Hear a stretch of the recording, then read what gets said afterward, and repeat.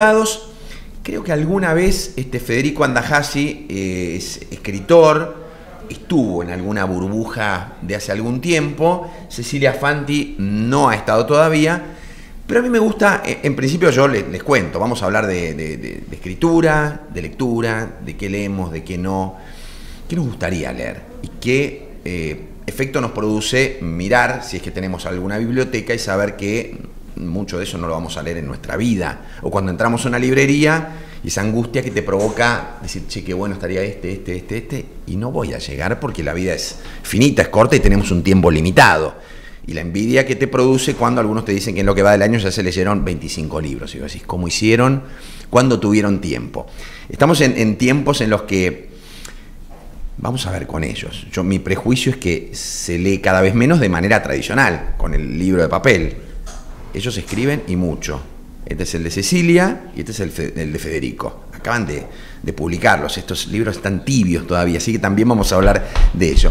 Me gusta que se presenten ellos, así que Cecilia hace una mini biografía. ¿Cómo se te ocurre? ¿Quién sos? ¿Qué haces? Y algo que quieras contar. Bueno, mi nombre es Cecilia Fanti, soy escritora, soy librera. Tengo una librería que para mí tiene 3 casas, que se llama Céspedes Libros, que abrí en 2017. Céspedes es un poco la historia de una frustración. Yo llevaba muchos años trabajando en la industria del libro y me costaba un poco encontrarme en esa industria, de la que por otra parte aprendí todo. Y en un momento una librería cerraba sus puertas y me enteré y fui ahí como a salvarla de que cerrara. Con mucho arrojo, y la verdad es que, bueno, 8 años después puedo decir que encontré el trabajo de mis sueños. ¿Céspedes por qué? Porque estaba originalmente en la calle Céspedes. Era un local muy chiquitito de 20 metros cuadrados, que empecé con 100 libros de los amigos. Empecé a llamar gente a decir, tráeme un par de libros de tu catálogo, qué sé yo. Y en la pandemia, como todo era pantalla, ¿no? Y era muy abrumador, de pronto vimos un pico de lectores. Esta pregunta de dónde están los lectores, sí. Bueno, estaban en sus casas, creo, esperando cansarse de otra cosa, y la pandemia fue para nosotros un año muy increíble, ¿no? De conocer muchos lectores, muchos más lectores. Y bueno, y en la pandemia nuestro público creció mucho, y ahí fue que nos mudamos al mismo barrio, sobre la avenida Álvarez Thomas. Está la librería ahora, es 5 veces más grande, pero bueno, conserva el nombre. También está en el Centro Cultural Recoleta y se llama Céspedes, sí. Y ahora está en el Barrio Chino y se llama Céspedes, porque bueno, es donde está el corazoncito, sí, todavía también. Sí, ahí está. Federico, ¿cómo te presentás? Contá algo de vos. Yo me presento como escritor. Cuando tengo que llenar las formas en un aeropuerto, sí, en un hotel, pongo escritor. Antes que eso, soy lector. Cronológicamente, antes fui psicoanalista en algún momento de mi vida, ya no tanto.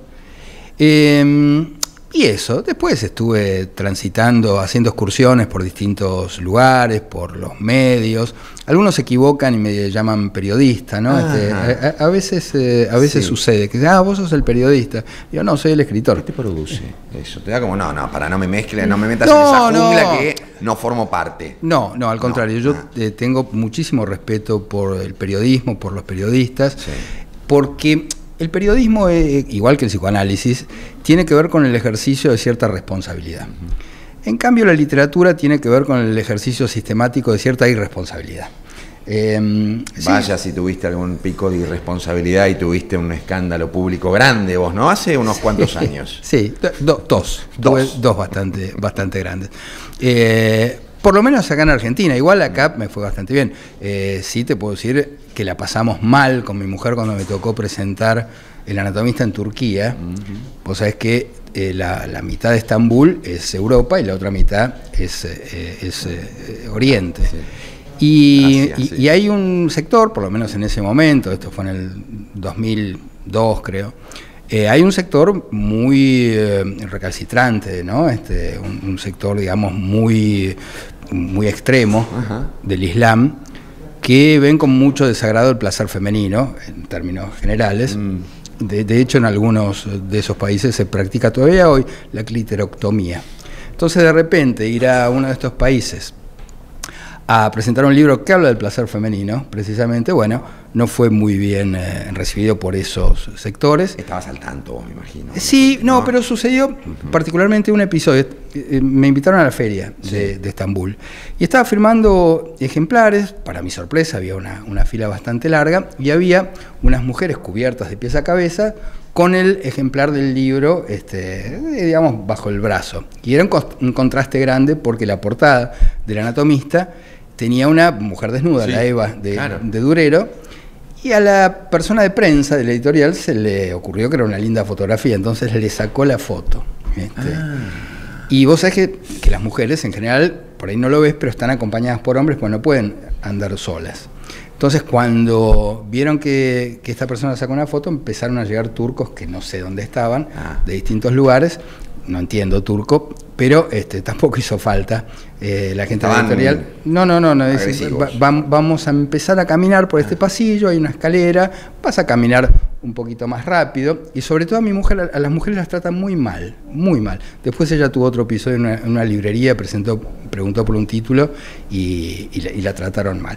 Realmente muy fuerte esa experiencia. Así que tuvimos que dejar literalmente Turquía antes de tiempo. Pensábamos hacer un paseo por distintas ciudades, sí, y no pudimos porque empezaron a llegar amenazas a la editorial. ¿Llegaste a hacer un pasito en globo o algo? No.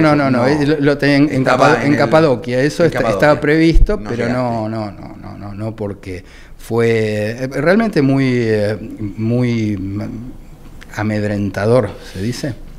Y tuvimos que abandonar Turquía antes de lo previsto. Después, además, el escándalo con Fortabat, que no me quiso dar el premio que la propia fundación de ella me había otorgado, pues dijo palabras textuales: el Anatomista no contribuye a exaltar los valores más altos del espíritu humano. Lo dijo Fortabat. Eso, bueno. Y después, bueno, una discusión muy divertida, digo yo, con Mirta Legrand, pues mi segunda novela, que es Las Piadosas, las protagonistas, esto sucede en 1816, los protagonistas son Lord Byron, Percy Shelley, Mary Shelley, sí, y aparecen unas misteriosas trillizas Legrand. Y cuando salió el libro, bueno, Mirta se sintió aludida, no hay ninguna... ¿Por qué las mellizas Legrand? Vos sabés que el protagonista del Escarabajo de Oro es William Legrand. Sí. Entonces estas son las hijas de William Legrand, pero bueno, Chiquita se sintió aludida y ofendida. De modo, mira, ahora justamente va a publicar toda mi obra Random House. Yo estaba en Planeta, me pasé a Random House. Y le prometí a Mirta en su mesa que iba a cambiarle el apellido. Que le ibas a cambiar el apellido. Sí. ¿Y lo vas a hacer? Lo voy a hacer. Una promesa que vas a cumplir. Sí, absolutamente. Así que veremos cómo se llaman. Ahora lo tengo que trabajar ahora en estos días. Ya. Cecilia, ¿qué tenés en tu mesa de luz hoy? ¿Qué tenés ahí? ¿Con qué estás leyendo? ¿Qué leíste anoche, por ejemplo? Mira, anoche terminé de leer un libro muy pequeñito, pero muy fascinante. Es un ensayo de un filósofo argentino, pero que vive en España hace bastante tiempo, que se llama Santiago Berchunov, que escribió un libro que se llama Un detalle siniestro en el uso de la palabra fascismo. Es un libro así como muy chiquitito, son ensayos que saca una editorial que se llama Anagrama, en una colección que se llama Cuadernos. Y en los cuadernos ellos convocan a distintos intelectuales, filósofos, periodistas, escritores, sociólogos, antropólogos, a trabajar sobre algún tema determinado. Tienen libros sobre el turismo, sí, no sé, Leila Guerriero hace poco sacó un libro sobre la casa en la que Capote terminó de escribir A Sangre Fría. Leila también tiene otro sobre Malvinas. Bueno, es una colección como muy ecléctica, pero muy interesante. ¿Pero son ensayos, es ficción? No, son ensayos. Son ensayos, se llaman Cuadernos de Anagrama, sí, y son ensayos, casi yo te podría decir de divulgación, como para cualquier persona interesada en el tema pueda leerlo. Sobre esos temas que nos inquietan. Yo creo que el lector es esencialmente un curioso, ¿no? ¿Te gustó? Sí, me gustó mucho. Sí. Me ayudó a pensar mucho, que creo que es para lo que sirven los libros en general o en mi vida en particular. Me ayudan a pensar mejor. Como que me quitó una bruma, ¿no? Pensar el presente a veces es un poco abrumador, ¿no? Sí. Como que hay, sobre todo en un presente como este en el que pasan muchas cosas al mismo tiempo.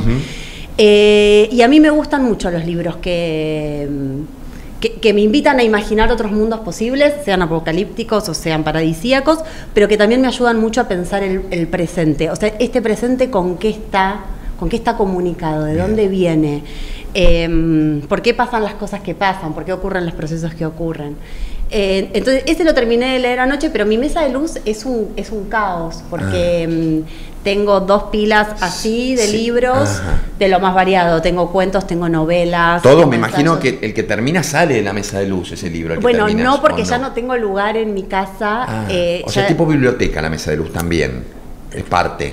Es como que todo es una biblioteca. El vajillero es una biblioteca, la biblioteca es una biblioteca, el mueble de la cocina es un poco una biblioteca. Tengo unos estantes en la habitación, también es una biblioteca. Al lado de la librería yo tengo una oficina pequeñita, donde también tengo una biblioteca. Me pasa esto, que obviamente soy una lectora como compulsiva, también soy una acumuladora de libros compulsiva. Las editoriales, vos pensás que la librería tiene algo que es, a mí siempre me decían, cuando yo era chica, decía, ¿cómo me gustaría tener una heladería para comer helado todo el día? Y me decían, a la semana te vas a cansar, no vas a comer más helado. Cuando yo empecé a trabajar en la industria del libro, trabajaba en Random House, antes de que fuera Random House, me decían, en algún momento te vas a cansar de todos estos libros. Bueno, cuando abrí la librería me dijeron lo mismo. ¿Y qué es lo que pasa? Eso no ha sucedido todavía. No, y de hecho creo que el día que suceda me voy a retirar. Esa es como mi promesa. Como el día que yo abra una caja. Vos pensás que a mí me llegan cerca de 500 libros nuevos todos los meses. De lo más variado. De todo lo que se escribe. Algunas cosas me gustan más, otras cosas me gustan menos. La sensación que yo tengo cuando entra una caja a la librería es inigualable. Es medio como el día de Navidad. Es como... Y creo que eso, que me pase eso con mi trabajo... le da el sentido. Entonces digo, bueno, el día que yo pierda eso, va a ser la señal de que hay que correrse, ¿no? Y ahí irás para otro lado, que no importa, todavía no. Yo espero que no me pase nunca, pero quizás, qué sé yo, me puedo retirar al campo a sembrar y tener 3 gallinas. ¿Te llevas algunos libros para leer? Posiblemente claro, seguramente que sí. Viste que están estos escritores que escriben sus diarios de cuando se retiran al campo, ¿no? Como hay una muy conocida, que ahora se reeditó, que es una escritora que a mí me gusta mucho, se llama May Sarton, ¿no? Que se retiró, se compró una casa y armó su propio jardín, ¿no? Como que hay algo de eso. Se retiró en realidad de la vida de ciudad, pero no se retiró de su oficio de escribir en todo caso. Ni de la maldad que la caracteriza. Pero bueno, digo, como hay algo de todo eso que bueno, que quizás en algún momento a uno le toque o no lo sé. ¿En qué libro estás empantanado, Federico? Si es que tenés alguno ahí que, lo termino, no, le doy un poquito más, le doy 5 páginas, 2 capítulos más, y si no, lo dejo. Está bien, esa es la palabra, estoy empantanado. Mirá, yo soy un lector sumamente caótico, también tengo mis pilas por todas partes, en la mesita de luz, en mi escritorio. ¿En la moto? En la moto sí, tengo alforjas con... ahora si venís conmigo hasta la moto vas a ver que tengo ahí libros también en las alforjas. Mira, estoy leyendo también caóticamente, te digo exactamente qué. El Mago del Kremlin, que lo estoy avanzando, apasionante, digo, sobre todo de cara a esto de tratar de entender un poco la realidad. Pues también a veces nos pasa a los argentinos que creemos que lo que nos pasa a nosotros es único y singular. Y la verdad es que todo es parte de un proceso global y a veces nos cuesta darnos cuenta, ¿no? Para quien estuvo un poco en los medios, te das cuenta que hay como un desdén por la mirada más global que es impactante, porque decís, no se entiende la política argentina si no entendés cuál es su lugar, digamos, en medio de este mapa global. De modo que el Mago del Kremlin aporta un poco esa mirada.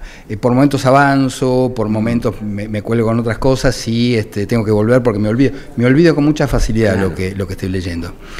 Por otra parte estoy releyendo por enésima vez de Di Benedetto, Sama, un libro fascinante y cada vez, digamos, encontrás cosas diferentes. Estoy ahí con Bioy también, releyendo por enésima vez. Y después, los escritores somos muy esclavos de lo que estamos escribiendo, de la bibliografía. Entonces, en este momento vas a encontrar con muchos libros de floricultura, con libros de jardinería y con libros de botánica. Sí. ¿Por qué? Porque estoy investigando. Ah, no, eso no te lo puedo decir. No, estoy investigando y y el azar me llevó por esos lugares. ¿Cuánto tiempo pasó desde que entregaste esto? Ya está editado y dijiste sí, va así, y empezaste a pensar, o te pusiste, yo creo que ya lo habías pensado, uno posiblemente cuando termina un libro ya tiene pensado qué es lo próximo, pero te pusiste ya frente a la computadora o a investigar sobre floricultura y este tipo de cosas. Sí. ¿Cuánto recreo te diste? Mira, en principio te voy a decir, entre que empecé a escribir este libro y que acaba de publicarse, pasaron 30 años. Es decir, los primeros apuntes de Mares de Furia datan de hace 30 años. 30 años. Claro, antes del Anatomista inclusive. El protagonista de este libro de Mares de Furia, yo creo que es el personaje más literario que dio la Argentina, que es Hippolyte Boullard. Boullard es nuestro corsario, uno podría decir nuestro pirata.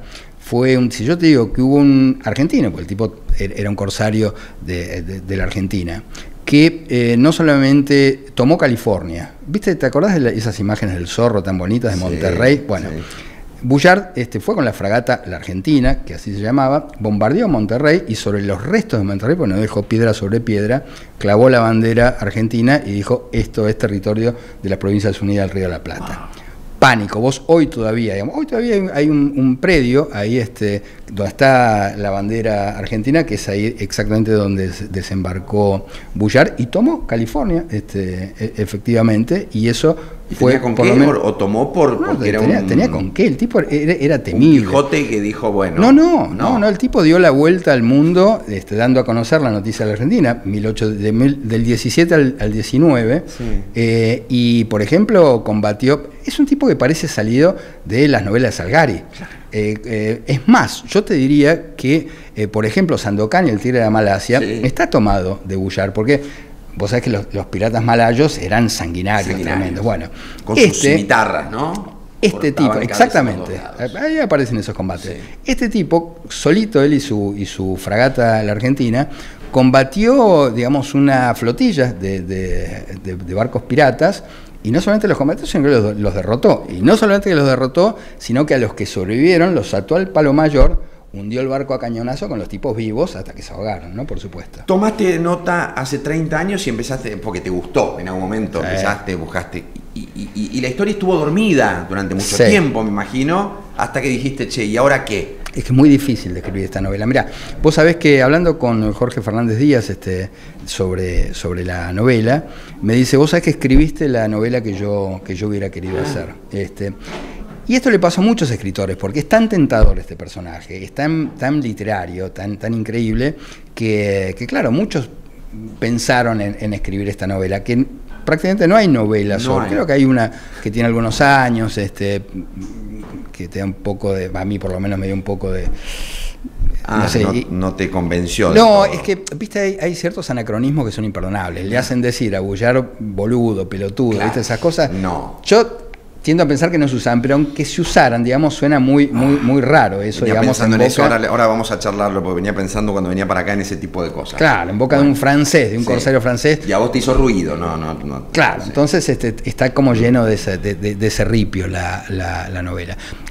A mi juicio faltaba esta novela, ¿no? Era un personaje muy literario. Ahí está la dificultad, porque es tan literario el personaje que decís, bueno, ¿cómo armar una novela, digamos, basada en los hechos y en la persona de Boullard, compitiendo, digamos, de la literatura con un personaje tan literario? Claro. Esa fue la gran satisfecho, sí. Estoy re contento con la novela. La verdad está mal que lo diga, pero me encanta. Te encanta. Me encanta. ¿Quién fue el primer o la primera lector o lectora de tu novela? Mi primera lectora siempre fue mi vieja.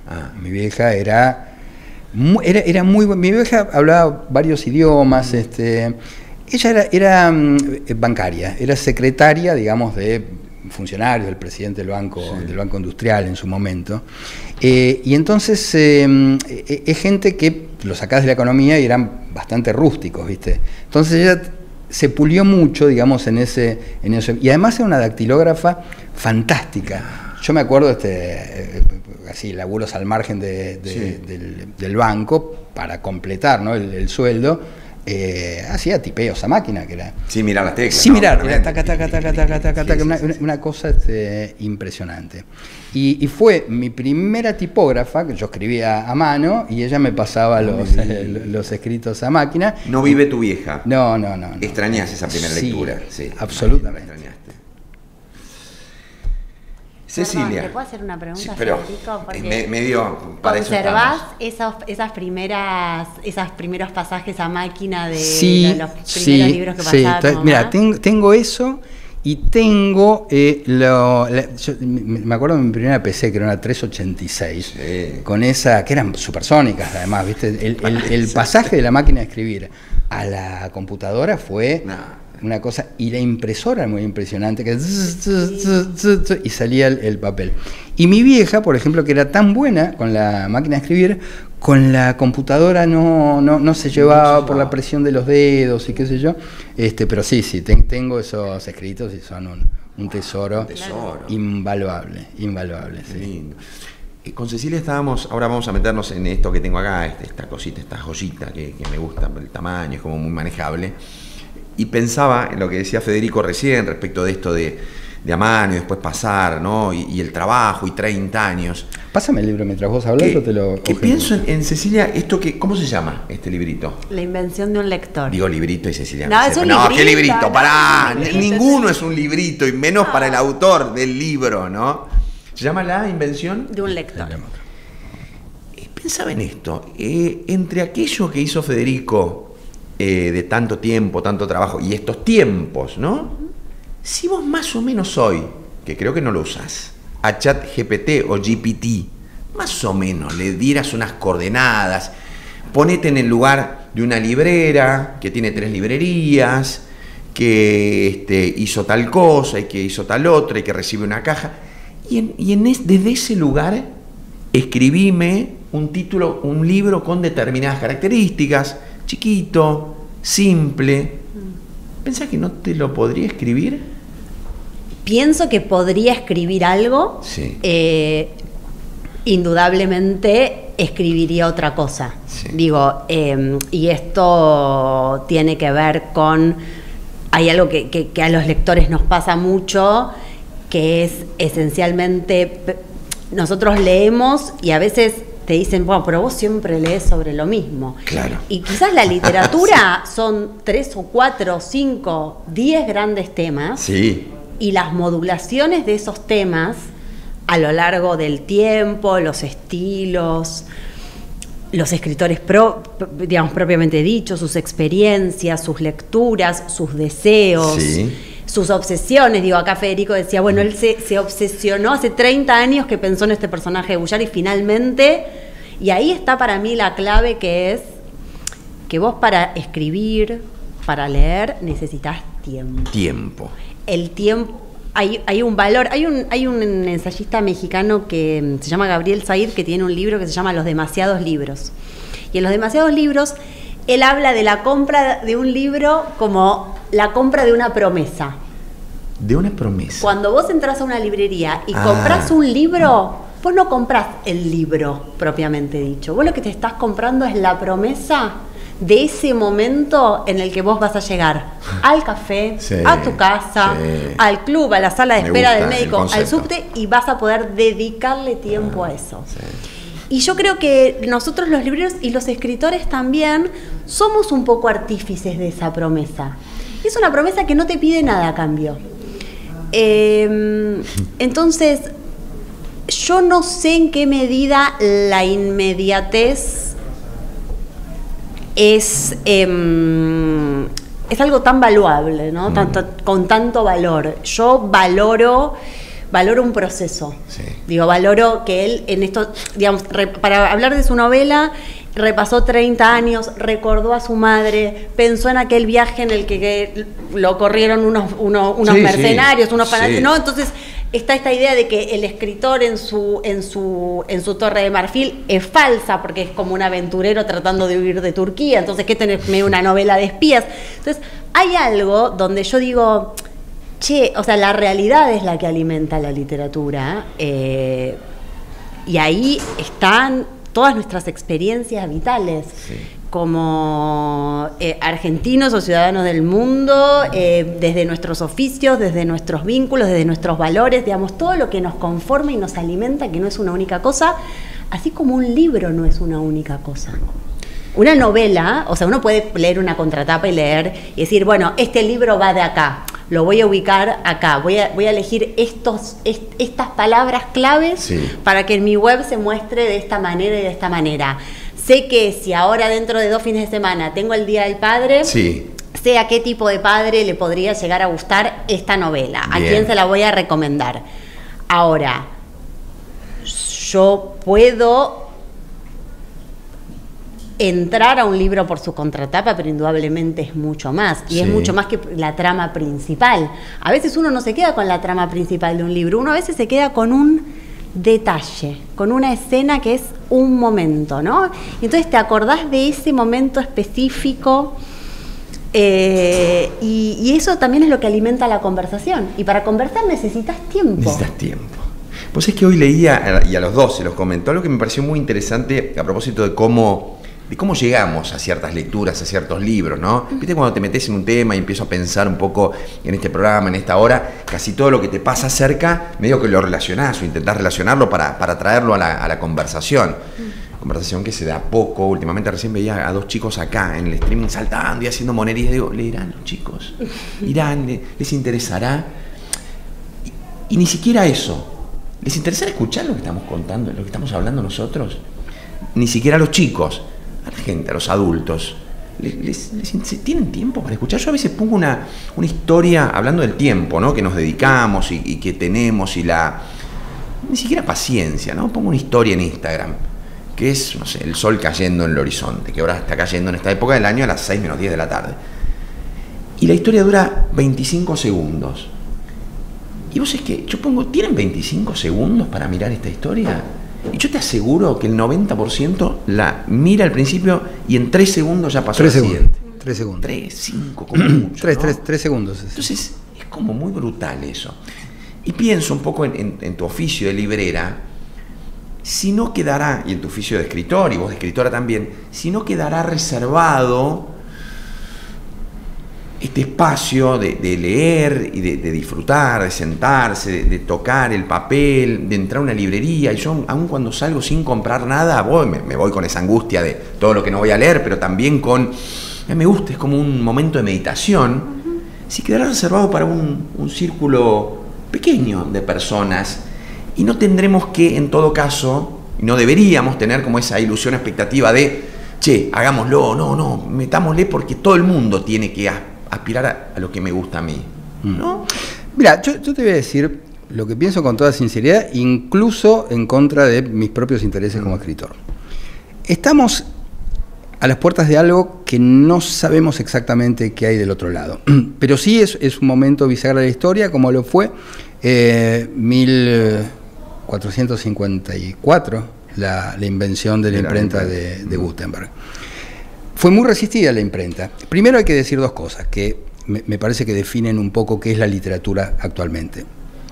Gutenberg no inventó la imprenta. Gutenberg inventó una máquina para falsificar manuscritos. Junto con 2 socios, Fuchs y Schoeffer, inventaron una máquina precisamente para engañar a los coleccionistas. Vos pensás que en ese momento los libros se hacían a manos por monjes copistas y eran carísimos. Solamente tenían acceso a los libros los reyes, los príncipes y por supuesto la iglesia. Sí. Los libros permitidos eran muy pocos, eran los libros sagrados. El resto era todo el Index Librorum Prohibitorum. Bueno, este tipo, Gutenberg con sus socios, van a París y le van a vender una Biblia, libro, manuscrito, no existe otra cosa, sí, a un coleccionista. Y el tipo se da cuenta que hay ciertas letras que se repetían exactamente igual con cierta regularidad. Entonces dijo, esto es como un sello. Y los denunció. Y Gutenberg y sus 2 socios fueron presos. Fueron presos por falsificar libros. Cuando la iglesia descubre esta máquina, en principio dice, no está tan mal esto, porque podemos imprimir la Biblia y que llegue a todas partes. Pero otro monje dijo, sí, bueno, pero después está el Index Librorum Prohibitorum, o sea, se pueden llegar a ser masivos todos los libros que están prohibidos. Bueno, en esa disyuntiva, finalmente nace la imprenta y la, digamos, impresión a gran escala. Efectivamente, pasaron las dos cosas. La Biblia se popularizó y se publicaron todos los libros prohibidos. Y ahí nace esto que hoy conocemos como literatura, porque antes de los libros eran sagrados. Entonces, los escritores eran, digamos, hacían un ejercicio completamente profano, claro, y en un punto herético. Sí. Bueno, de ahí venimos los escritores. O sea, la invención de la imprenta produjo la invención de la literatura tal como la conocemos. Ahora estamos frente a una bisagra nueva. Yo creo que el nombre de Altman, el inventor de ChatGPT, va a resonar en la historia como el de Gutenberg. Estamos frente a algo que no... O sea, el ChatGPT es maravilloso. ¿Lo usas? Lo uso para ciertas cosas. Lo uso sobre todo para conversar. Sí. Es maravilloso. Es esa idea borgiana. Escucha, Cecilia, que vos todavía no te metiste en ese universo. Es maravilloso. Sí. Vos tenés al alcance de tu teléfono, al alcance de tu computadora, la Biblioteca de Alejandría. O sea, conoce, y si no conoce, va a buscar en el momento, digamos, la obra que vos quieras. Lo que quieras, digamos, de las obras de derechos libres o no. En segundos. Pero es alguien con quien, aparte es muy gracioso, porque vos sabés, a mí me gustan las motos, por ejemplo, sí, me gusta el audio. Entonces yo tengo una duda mecánica y le pregunto a ChatGPT, y la misma persona que tengo ahí, que es una especie de andrógino, yo lo hice así, que no es ni hombre. Lo creaste vos. Sí, no es ni hombre ni mujer, habla de mecánica con la misma sabiduría que habla de literatura. ¿Lo chequeás después? Sí, muchas cosas sí. Te volasea muchísimo, pero igual que te volasea cualquier persona. Sí. O sea, sí, claro. Y un escritor, los más volaceros son los escritores. Bueno, y los mecánicos para el caso, ¿no? Totalmente. Es los mecánicos. Pero aparte, nada, estoy pintando repintar, quiero hacer original, una moto. Entonces, un día le pregunto, creo que el código es el 158H. Pero no estoy seguro porque está el 158G. Me dice, no te preocupes, porque es el mismo color. H era un fabricante y B era otro proveedor de la marca. Es el mismo color. Bueno, me olvidé de lo que me dijo, se lo volví a preguntar. Me dice, es el mismo color, no te preocupes, pero 150 H es un tipo de pintura amartillada, hammer, y G es otro. Pero si me dijiste que era el mismo proveedor, me dice, sí, tenés razón. Así. O sea, no obturó la conversación, te dio la razón, dijo sí. Me dio la razón, sí. Y después justificó lo otro que me dijo. Alguna de las cosas no es cierto. Pero esto te pasa todo el tiempo. Digo, el pintor que te prepara los colores a la hora de restaurar algo, también, digo, comete estas cosas. Vos porque estuviste atento y te diste cuenta que antes te había hecho otra cosa, pero en general tampoco vivimos demasiado atentos y pendientes. No, igual me parece espectacular porque yo encuentro cada vez más difícil que alguien cuando vos le decís tipo, pero me hiciste tal cosa, te diga, ¿sabes qué? Mala mía, tenés razón. O sea, como que siento que empatizó. Ok, tenemos que desaprender algo y reaprender con el ChatGPT. Tiene un nivel de genuflexión que a veces te molesta, claro. ¿no? Es decir, ¿Cómo se llama? No le puse nombre. Pero tiene un nivel de... entonces, la tenés que entrenar todo el tiempo. O sea, tu inteligencia artificial es tan boba o tan inteligente como el tipo que la va preparando. Sí. Ahora, yo me imagino una charla entre Borges y ChatGPT puede ser algo... Yo te digo que estoy maravillado y estamos a la puerta. Es muy probable, digamos, que muy poco... No sé, ¿lo usás con texto o con audio? No, con texto. En general lo uso con texto. Hace poco hubo un mesa de debate en la Feria del Libro sobre esto y todos los escritores coincidieron en crucificar al ChatGPT, diciendo ChatGPT jamás podría decir la noche unánime como Borges. Sí, podría decirlo perfectamente podría decir. Es más, lo tenés que ir afinando. Le digo, escribí como escribiría yo tal cosa. Y en la primera versión que te da, vos te das cuenta que está yendo a los lugares comunes, a cierto erotismo, a cierta cuestión, ¿viste? Así, como a los lugares comunes de tu literatura. Pero a medida que lo vas corrigiendo, va mejorando y mucho. y si haces la prueba de decir, bueno, escribime como Borges, tal cosa, la primera vas a notar que le cuesta, la segunda le cuesta un poquito, pero la tercera realmente... No se lo olvida. No se le olvida, y créeme que de acuerdo a cómo la entrenes, podría perfectamente escribir como Borges. Quizá no ahora, pero sí en un par de años. Cecilia, ¿cuál es...? Voy a salir un poco y voy a volver a lo clásico. ¿Tenés algún comienzo favorito de la literatura universal? ¿Algo que hayas leído y te haya quedado? ¿O particularmente no recordás alguno? Voy a caer en un lugar común, pero porque es un gran lugar común, que son dos obras que a mí me gustan mucho. Una es Historia de dos ciudades de Dickens, que empieza en el mejor de los tiempos, en el peor de los tiempos. Tiene un personaje femenino que es fascinante, que como las grandes mujeres de la literatura clásica teje a lo largo de toda la novela, y lo que está tejiendo es la revolución. Wow. Ese creo que es uno de los comienzos que a mí me parecen como más conmovedores, de alguna manera. Y después me gusta como por lo cerquita que está de todos, me parece, y de cada una, esta idea de este comienzo, que no me lo acuerdo tal cual, de Tolstoy, ¿no? De toda la familia felices se parecen entre sí. Porque me parece que es eso, ¿no? Como la literatura del siglo XIX fue marcando, ¿no? Como un camino de penetración en la realidad, y en la realidad como esto, ¿no? De una nueva clase emergente, de la burguesía, de nuevos sistemas políticos y tal, que me gusta mucho. Soy de subrayar mucho. Me cuesta. ¿El lápiz o virome directamente? No, lo que tengo a mano. Soy un animal. No te importa, no sentís que arruinaste un libro si lo subrayaste, no. No tengo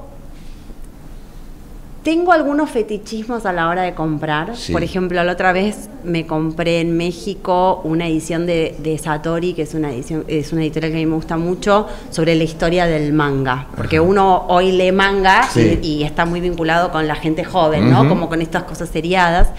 Y lo que hace un poco es contar la historia del manga desde el principio, ¿no? Como desde este género como humorístico, satírico, pero que claro, o sea, como los ilustradores eran artistas, son obras de arte lo que vas viendo ahí, como muy con un contenido político muy importante, hasta la evolución del día. Y el libro es una belleza total. Entonces, sí, ese libro, bueno, trato de que no le pegue la luz, de que mi hijo no lo agarre. Sí. Después, pues la luz pone amarillenta las hojas y destiñe los colores de la portada. Sí. De hecho, los libreros siempre tenemos ese tema con nuestras vidrieras. Claro. ¿Qué haces con una vidriera? ¿La ocultás y preservás el libro o decís, bueno, ellos son como nuestra entrega sacrificial para que los que pasan caminando conozcan que estos títulos están disponibles en la librería? Pero subrayo mucho, volviendo a tu pregunta, me pasa un poco como Federico, que me olvido mucho, ¿no? Como que de pronto hay algo que hago, que es que cuando termino de leer un libro, vuelvo a leer como las partes que subrayé. Y muchas veces me olvido, pero lo recupero en la conversación. El tema es cuando vos subrayaste. A mí por lo menos me pasa que leo una millonésima parte de lo que leen ustedes, lo que leerán ustedes. Yo no leo tanto. Digo, cuando volvés al subrayado que subrayaste hace 5 años, decís, ¿y? Sí. ¿Por qué? No. Bueno, porque cambiamos nosotros. Eso es espectacular con las relecturas. Claro, porque lo lees y sos otro vos, y el libro es otro en consecuencia también, ¿no? Eso te pasa. Sí. Por eso lo que decía Federico, yo no sé si es tan así o es más una fábula, esto de que tales libros hay que leerlos por lo menos una vez por año. No sé, es como decir, Esperando la carroza, la peli, y una vez por año tenés que verla, o cada 2, que es una maravilla, qué sé yo. Sí. Hay ciertos libros, ¿no? Que hay quienes dicen, sí, me llevo tal libro de viaje, aunque ya lo leí muchas veces, pero siento que es mi apego, ¿no? Sí, pero eso también pasa, creo. Sí. Para mí no es un deber, digo, como... Sí hay libros que a veces digo como, este año me gustaría, no sé, una vacación me pasó que venía leyendo como mucha narrativa contemporánea, ¿no? Como mucho de lo que estaba publicando, un poco por mi trabajo, otro poco porque la verdad que venía como con un ritmo de lectura. Y bueno, y me llevé El ruido y la furia de vacaciones, ¿no? Entonces fue como volver a Faulkner después de... A veces me pasa, me gusta hacerlo mucho con los cuentos. Con los cuentos. Con los cuentos me encanta. De pronto, como alguien nombra un cuento y digo, ay, ¿en qué libro estaba? E ir a buscarlo, ¿no? O muchas veces los libros, algún personaje o algún autor o en una entrevista o mismo en alguna columna que escriba, que menciona algún personaje y que a vos como lector decís, ay, quiero volver a eso, ¿no? Hace unos 2 meses me pasó con La Mayor de Saer, ¿no? Sí. Que alguien citaba un pedacito y dije, ay, voy a volver a leer esto. No sé, es lindo ese ejercicio de relectura, pero porque para mí es esto, ¿no? Como el libro es esta tecnología que tiene 500 años y que no se ha vuelto obsoleta. Digo, la literatura no. Después vos tenés libros que sí envejecen mal, no sé, lo más emblemático son los libros políticos, que de hoy a dentro de 6 meses la realidad la pasó por encima y todo lo que no se vendió se va a hacer picadillo, pulpa de papel para volver a imprimir nuevos papeles. Pero digo, una biblioteca no es obsoleta jamás. El libro se actualiza. Si alguien va a tu biblioteca y te dice, uy, Fede, mira este libro, tengo ganas de leerlo hace un montón. ¿Vos se lo prestás o no se lo prestás? Sí, se lo presto. Bueno, ganó un nuevo lector. Sí. Hay un nuevo lector ahí. Yo no hago mucho, pero habría que hacer circular más. Digo, los libros, como, no sé, ahora que se está hablando mucho de las bibliotecas populares y de la importancia en la generación de lectores que tienen las bibliotecas populares. Digo, yo vendo libros, o sea, yo vendo libros, trabajo de esto. Ahora, los lectores no se ganan solamente comprando libros. Digo, las bibliotecas son grandes formadores, las instituciones educativas, quizás menos, pero parte de su rol es un poco eso. El vínculo familiar que uno tenga, o mismo con la letra escrita. Digo, ahora ya no asistimos tanto a las entregas, ¿no? A las novelas por entregas, ¿no? De ir leyendo como capítulos, como nos pasa mucho con las series, que tenés entregas, se estrena todos los viernes. Pero digo, a veces se editan libros que se publicaron así. Ahora hay una saga que a mí me encantó, que son 5 libros, que se llama Blackwater, de McDowell, un escritor norteamericano, que fue como, se entregó de una manera folletinesca, y ahora el libro, o sea, se publicó en 5 tomos, y hay algo de cómo terminan los capítulos que te da esa sensación de vos tenés el libro, o sea que podés seguir, pero vos te imaginás qué era lo que le pasaba a esa persona que terminaba de leer el capítulo y decía, ay, tengo que esperar hasta la semana que viene para el próximo, ¿no? Claro. Y lo conserva, digo, yo consumo series y consumo pelis y todo, pero verdaderamente que conserve ese atractivo en una tecnología diferente, porque antes se publicaba en una revista, ahora se publica todo completo en un tomo. Es muy interesante, digo, como el libro es una tecnología que se actualiza todo el tiempo. Y hablando de tecnologías y plataformas, ¿no? Yo me imagino que Tarantino, ¿no? Cuando se enteró por primera vez que una de sus películas vos la podías ver en tu tablet o en tu notebook, laptop, ¿no? Y dice, che, yo acá abro y puedo leer El Anatomista. ¿Te pasa algo? Sí, todo bien, donde sea. En un, no sé. No, yo, ¿no? De hecho, yo leo mucho en el... ¿Has leído libros en el teléfono? Sí, sobre todo lo que tiene que ver con la investigación. A la hora de escribir una novela, vos antes necesitas investigar mucho, y la verdad es que no me molesta para nada. Estoy muy acostumbrado a leer en pantallas. Es cierto que hay algo extraño en la traslación de la plataforma. Mirá, yo ayer firmé un contrato para hacer los derechos del Anatomista para cine, con una productora de Estados Unidos, de Los Ángeles. Aparentemente bastante avanzado, ya hay un guión. Ya está, no es tuyo el guión. No, yo creo que tampoco quiero participar. Así después, si no me gusta, digo... No, claro, me leyeron mal. Sí, mira, alguna vez Jorge Amado me dijo, él ya estaba grande, pero desde que publiqué El Anatomista, que vengo cediendo los derechos, después vencen y no llegan a nada los proyectos, pero él me dice, está bueno que te lleven tus libros al cine. Si la película es buena para el libro, y si es mala es mejor para el libro, porque vos vas a poder decir, vos tratás de sacar la mayor cantidad de plata que puedas. Perfecto, es un buen consejo, ¿no? Jorge Amado, alguna autoridad tenía. De modo que me parece que además está bueno que quien la adapta tenga una libertad, digamos. Y me parece que la mirada del autor puede llegar a ser muy muy molesta también para quien la adapte. Pero esto, ¿no? El pasaje del papel después con las traducciones pasa algo, qué sé yo, a mí me llegan las traducciones de mis propios libros al chino o al japonés, y decís, ya está, ya te entregaste, ¿no? Claro, y te preguntás hasta qué punto, digamos, habrá una, digamos, ¿cómo decirlo? Pero te preguntás, yo entiendo, menos por la traducción buena, ¿cómo se llama? Rigurosa, que por la comprensión de un chino respecto a algo que quisiste escribir vos. Totalmente, ¿no? Es esa la... Pero después, a medida que viajás y presentás los libros en distintos países, te das cuenta que el lector es el mismo. Y se entiende de la misma forma un libro acá que en cualquier otro lugar. Yo tuve la enorme fortuna de, como te decía, presentar los libros en muy distintos lugares.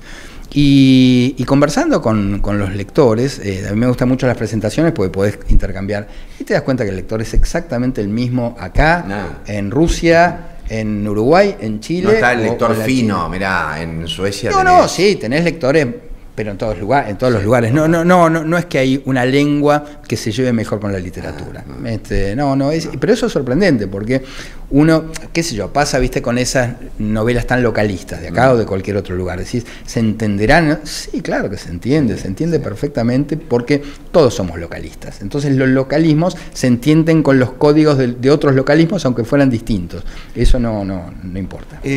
Hace un ratito, Cecilia, estábamos viendo, yo quiero saber de qué va este libro. Pero ¿cómo vos cuando arrancás lo primero que escribís es en el universo de los objetos con los que nos relacionamos todos los días? El libro es quizás el más complejo de todos. Ese comienzo, cuando hablamos de los comienzos recién, es algo que cómo surge. Vos te lo planteás también y viendo y pensando, y en tu cabeza van pasando aquellos grandes comienzos de la literatura universal y te mete un poco de presión a ver cómo arranco yo. Creo que García Márquez lo decía, ¿no? Al lector agarrarlo del cuello en la primera línea y soltarlo en la última.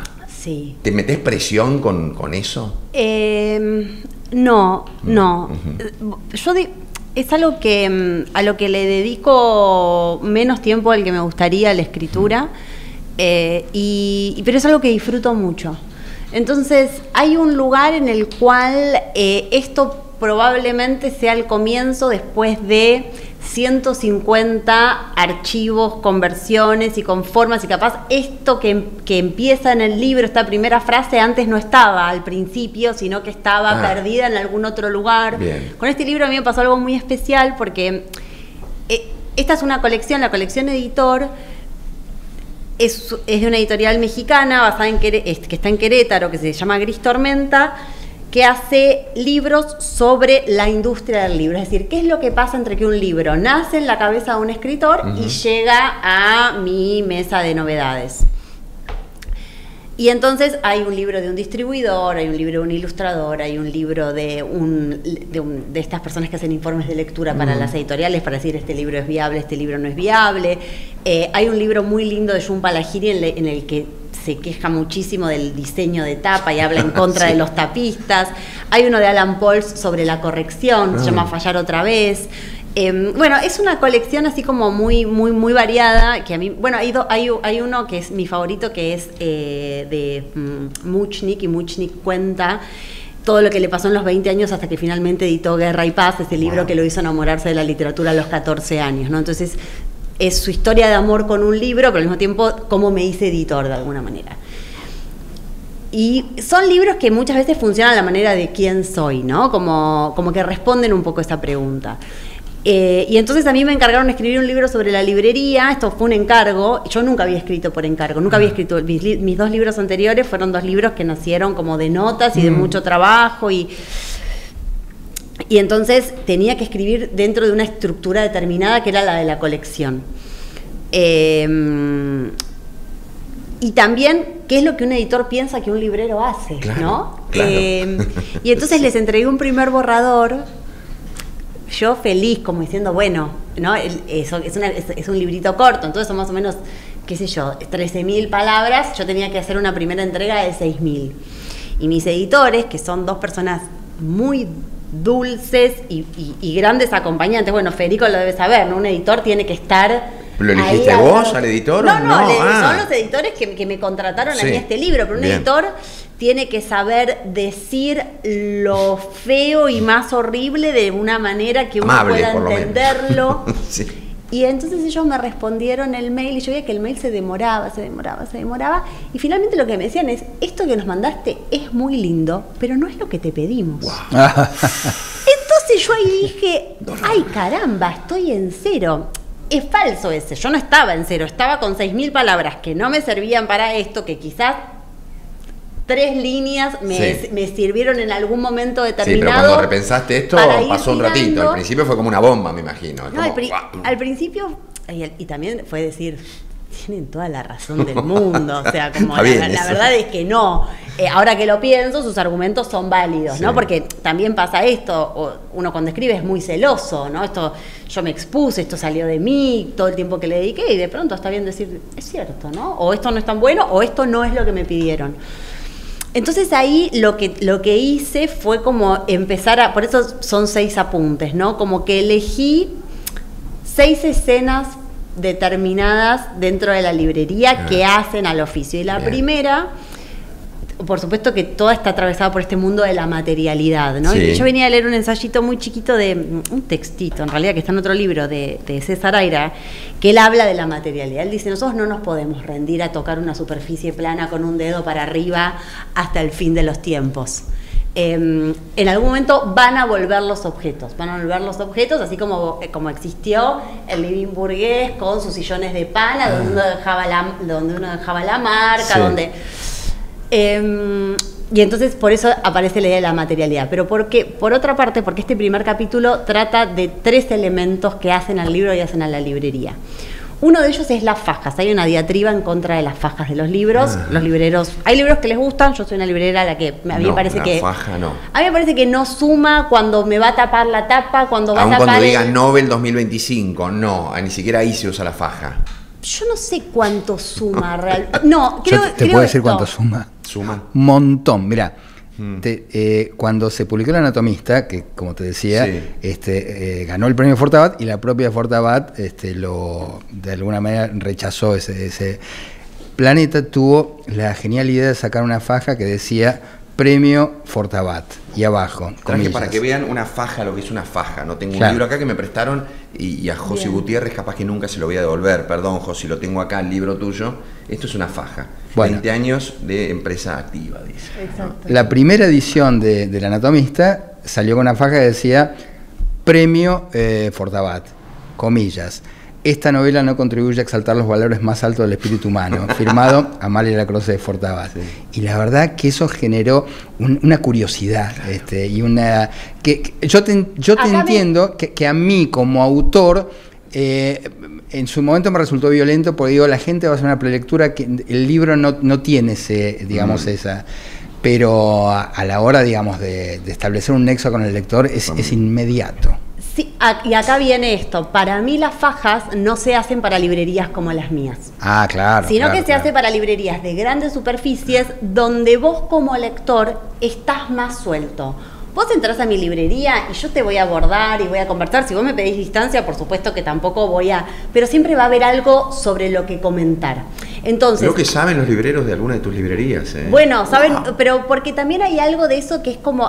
nosotros hacemos un juego con las fajas. Muchas fajas nos las quedamos y las recortamos y armamos collages que dicen otra cosa a lo que dice la tapa. Como que hay un juego con todo eso. Otra cosa que es más detestable que las fajas es el retractilado, ese plástico que le ponen a los libros. Entonces vos como lector, ¿qué haces con ese libro así en la librería? ¿Ves la tapa y la contratapa? No haces esto. Nada, no haces, o sea, no haces todas las cosas que nos gustan hacer a los lectores, ver si tiene una textura, ¿no? Bien. Como...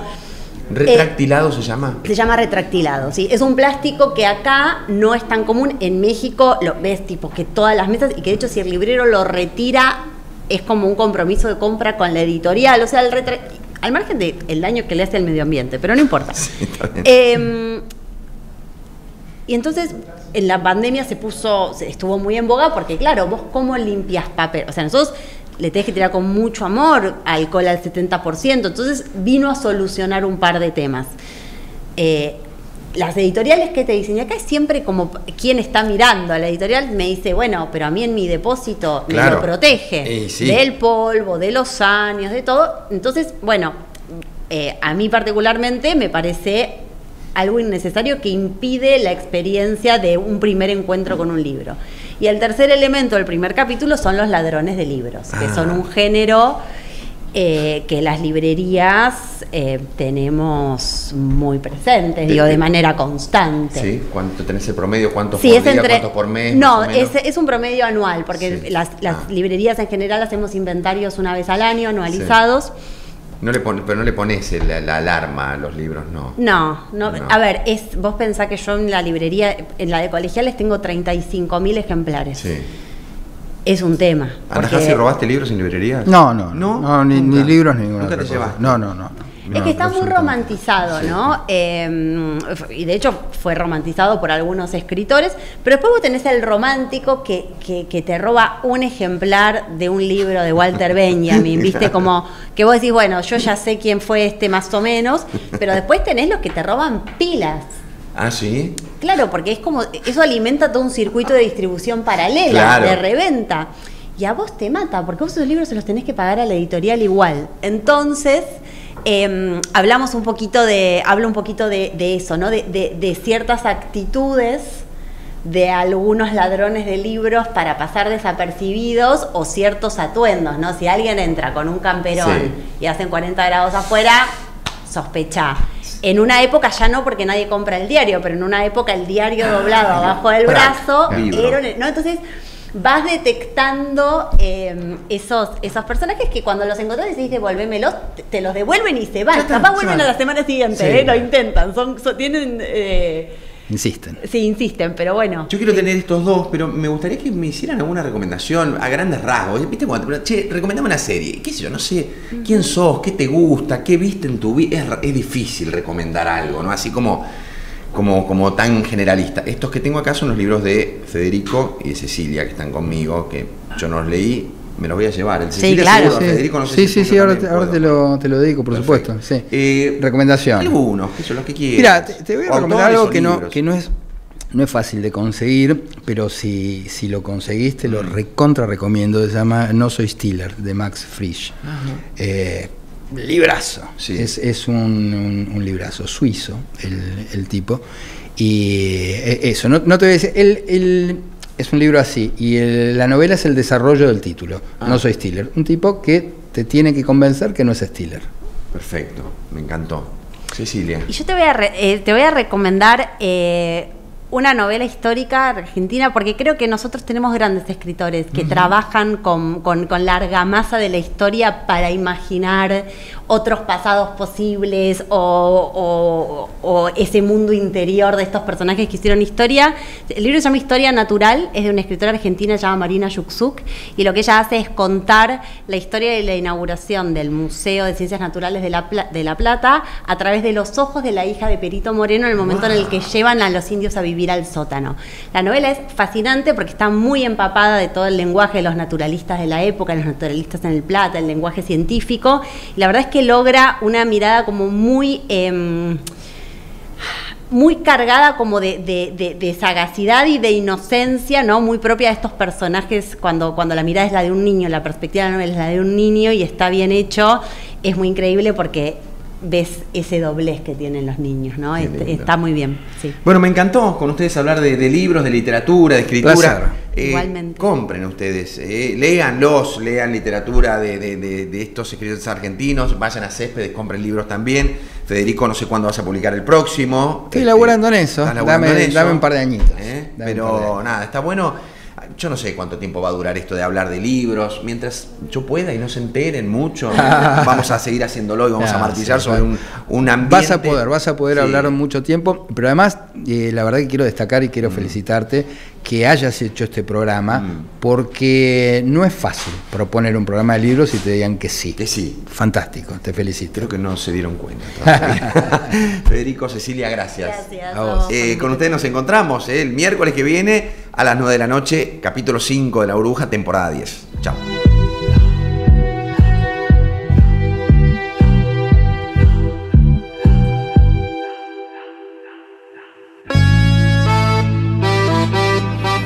Descubrí la